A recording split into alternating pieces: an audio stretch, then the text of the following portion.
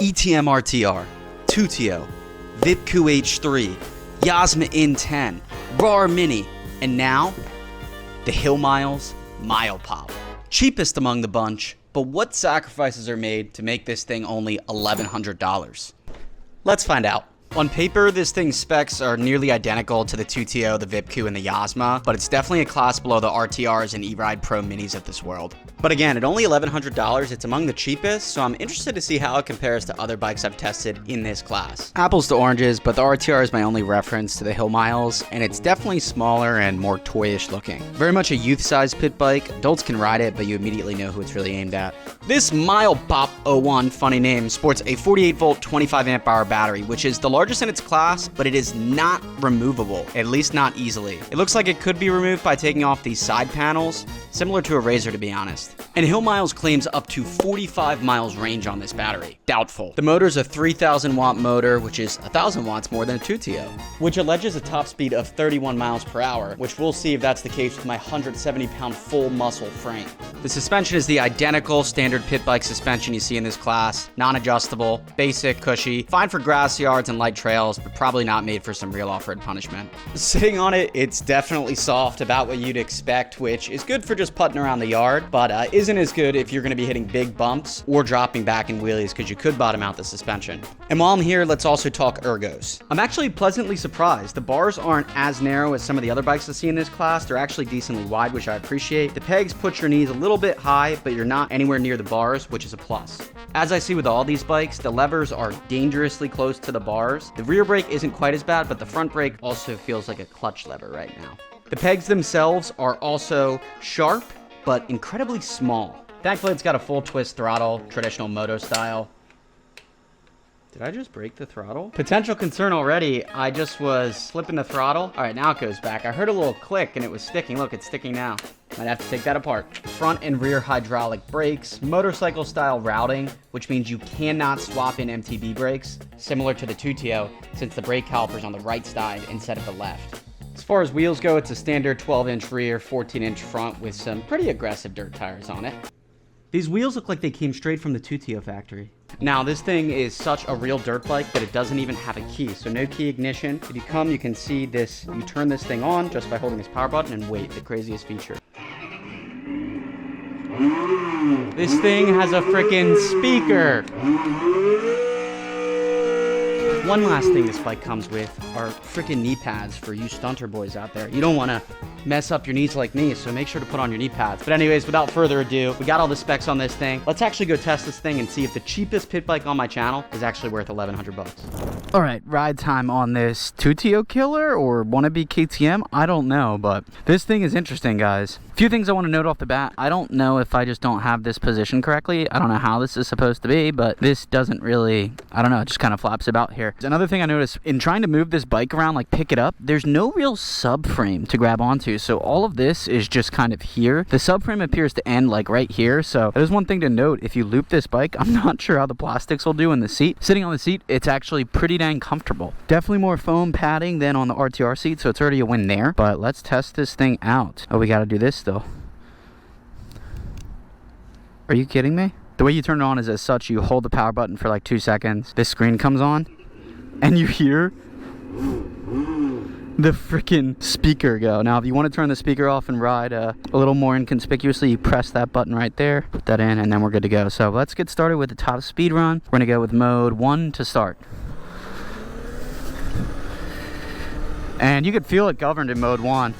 We've got 15 downhill, and that's it. Let's go to mode 2. You can feel a lot more power already. And 21 looks like mode 2. Let's go to mode 3. They claim 31 miles per hour. And actually, it surprisingly gets up to speed, 31.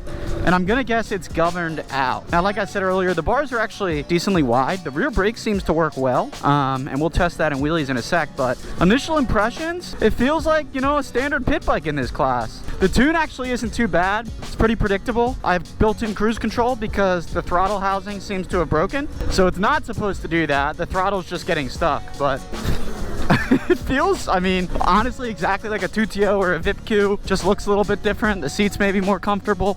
Oh, a speed bump. This is new. Little jump, suspension test feels pretty good.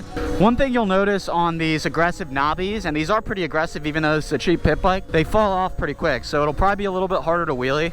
Pretty decent so far. The front brakes didn't feel great at first, but I think we got some fluid pumping in them. Now they feel pretty decent. So first impressions, it runs, it rides, it stops. Honestly, doesn't feel too bad. Dare I say it might even feel better than a 2TO so far. But we're gonna do our little trail test over here, see how she performs in the dirt. Now, one thing to think about with all of these bikes is they obviously don't come super powerful. It's only a 3,000 watt motor, 48 volt, 25 amp hour battery, bigger than some of the others in the class, but still not that intense. So if you want to upgrade this thing, couple things to note: it's been in the market a lot shorter of a time, so there's not going to be nearly as many upgrades like for a 2TO, for instance. People source their own upgrades. I know Electro & Co just released a kit for the 2TO, so you're not going to have quite as many options. Oh, and it looks like they killed our trail here, or they just paved it all down. But feels feels like a $1,100 pit bike. Performs as well as it can off-road. Not bad. As you can tell, it's absolutely freezing here. It's 25 degrees or something out. Oh, actually the tires grip pretty well. And what do you guys think of how this thing looks? I don't think it's bad. Honestly, all things considered, the only thing that I think is a little weird is the front headlight. We can take this off. It does have high beam and low beam. It's always on though. It does have a horn. It's like a delayed horn. It comes from that speaker in the back, but doesn't look horrible. I don't like the headlight though. I'd probably do like a front number plate. Woo! I can't lie, the tune actually feels pretty good on this thing. What mode are we in? So we are in the highest mode. It's a decently linear tune, but let's go test this thing on jumps. I'd be lying if I said the power wasn't a bit underwhelming, but it's par for the course for such a cheap bike. But this is something, again, it gets you outside, it gets you riding, it gets you into the e-bike scene for super cheap. Now, compared to say like a 2TO, for instance, this is gonna be, I think, 200 bucks cheaper. I think the 2TO is 1,300, this is 1,100. And honestly, the specs are nearly identical to a 2TO. I think it has like somewhat of a more powerful motor, 3,000 watt instead of 2,000 watt. And I can feel the rear shock bottom out when I throw all my weight back to try and wheelie this thing. All right, let's try again. Oh! Hey, it wheelies. The brakes are, you know, they lock up. They're actually better than I expected. Front brakes are okay. A little stoppy. These do have brake cables, so if you hold the front brake, you'll see the throttle doesn't work. But the rear brake, you just have a plug here that I unplugged. Where'd it go? This one, this red one, I just unplugged it, so now you can still wheelie. It doesn't cut out the motor when you wheelie. So that's always a plus on these bikes. Not a ton of power though, it's a 48 volt. Now, typically I would be giving this bike a hard time, complaining about it not being powerful enough, not at least a 60 volt, but it is only 1,100 bucks. So I can't really expect a 60 volt out of an $1,100 bike. The closest 60 volt bike would be like the ETM RTR Lite, and that costs $21.99 brand new, so almost twice the cost. Cheaper with code ConnorG. But it is a 60 volt, 5 kilowatts, much more upgradable though. And she does wheelie though. Let's do a hill climb, baby. In the wet. Oh my god, it's popping here right now. I will say, I thought these pegs were sharp, but now that my feet are wet, they slide off these pretty dang easily. So something you'd probably want to upgrade, because these are super narrow and they don't do great once your feet are a little bit wet. But I'm actually having fun on this thing. I'll say this is already feels better, and it's because, most importantly, of the tune. This thing feels better than the VipQ H3 I reviewed. It feels better than the 2TO I reviewed, and it all has to do with the tune. We got some soccer going on out here, and I can feel the shock just bottoms out when you try and drop back. Once you get it up to balance point though, it sits pretty nice. Rear brake actually feels pretty decent, but that rear shock, it just bottoms. You can feel it. And again, I'm 170 pounds, so I think this is marketed more towards kids, so I'm probably above the rider weight that they typically expect. But I will do our jump test right now. So my concern with this thing would be the battery isn't hot swappable, which that sucks. Like, having had many bikes, 2 Razors and a Tulare XXX where the battery isn't hot swappable, it's not fun. Like, you want a hot swappable battery. Nice little jump. The suspension components are all the same as all of these Chinese pit bikes, so more than likely you can just swap on some better forks, stiffer rear shock. Well, I'm actually having a lot of fun on it though. It's much better when you come into these with rather low expectations. Dude, and the rear brakes, actually, they feel better than the 2TOs. Here we go. Definitely afraid with these pegs though. I feel like my shoes are gonna slip off. Granted, these aren't the grippiest shoes, but of all of the super budget cheap e-bikes I've reviewed, it's honestly not that bad. The aesthetics, again, I don't love the headlight or anything, but for the power, it's the best, among the best tunes that I've felt. Every other tune is super laggy. This is very consistent across the board, so that's good for wheelies. It's good for a lot of things, good for trail riding. But for just over $1,000 to get into the scene, and you're getting a much better bike than like a stock, even Razor Pro Spec, I think it's not a bad gig. Oh, all right, so we see it putts around on the trails. All right, it jumps, not phenomenally, but it jumps. But let's do what's most important on this channel, at least, which is the wheelie test, which you've already seen a couple. I think for wheelies, I'm in the highest power mode. You just got to be essentially from a stop, same way the 2TO was, but with that brake sensor removed, it balances nice and well. It actually wheelies pretty well for having dirt tires on it, but I do feel myself sliding back on the seat, and when you're back on the seat, dude, like, it'll snap right off. That would be my only concern. But I'm actually thoroughly impressed. I feel, again, the rear shock bottoming when I drop back, but that's how these things go.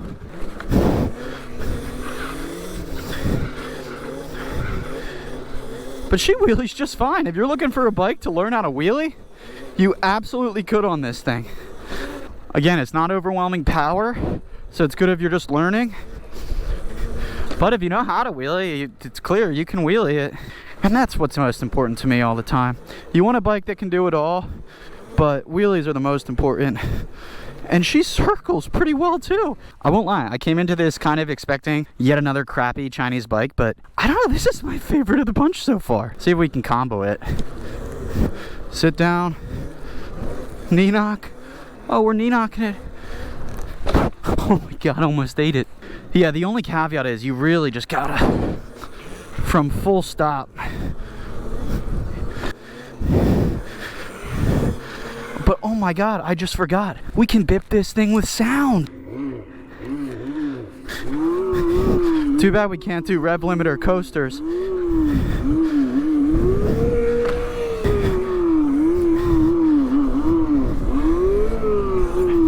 Oh my God, and I keep sliding off the rear. Such a meme of a feature, but honestly hilarious. And if you're a kid, I'm sure, you know, you'd love that.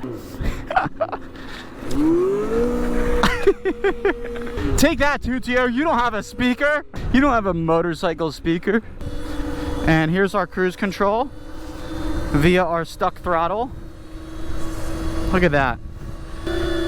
No throttle hand necessary. But I mean, for what it is, again, I'm coming in with very low expectations with how cheap this thing is. I'm used to more top of the line electric pit bikes, but dude, for $1,100, you got a kid that wants to get into it. You're not sure if he's gonna stick with it or he's gonna stay interested in it. You don't want to drop $3 or $4 grand on a Suron or something. You could get something like this, and it's a good way to dip your toes in without spending quite as much. What is this? Some sort of animal trap. Oh, they're trying to catch kittens. Rescue in progress. Please do not remove trap. There must be little baby kittens in there because there's cat food, some wet food in there. Nice and frozen now, I'm sure.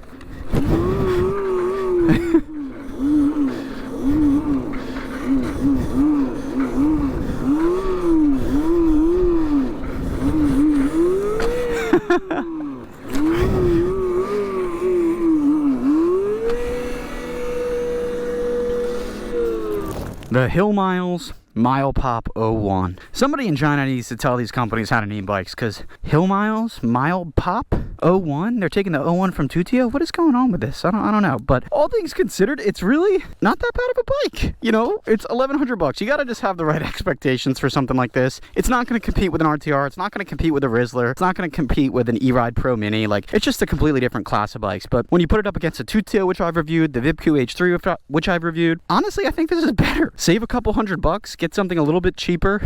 Obviously, you have to like orange. The speaker feature, typically I would hate, but I think it's hilarious, frankly. But yeah, I mean, it works. It gets the job done. $1,100, not a bad gig. If you are interested in this bike, you can use code ConnorG at checkout to save. I'll leave it linked down below in the description. But if you have any questions on this bike, please feel free to also let me know down below in the comments. But otherwise, guys, we are on our road to 100K. Once I hit 100K, I think I'm going to give a bike away. Maybe it's this one, maybe it's an RTR, maybe it's, I don't know. We'll have to see what it is. But first, you guys got to get me to 100K, and then we'll take it from there. But otherwise, guys, I will see you very, very soon. Peace.